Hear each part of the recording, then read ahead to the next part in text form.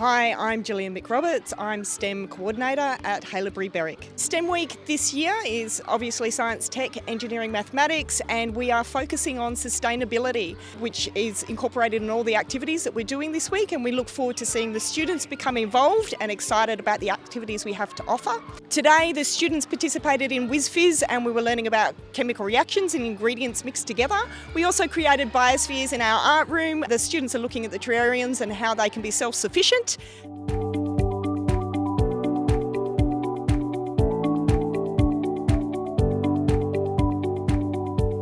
Over at senior school, students took on the teachers in a titration competition. Titration is used to determine the concentration of a solution. Today's titration will require participants to determine the concentration of hydrochloric acid by titrating against a standard solution of sodium hydroxide. The team who calculates the concentration the closest to the true value will win. It's been another great STEM week at Haileybury.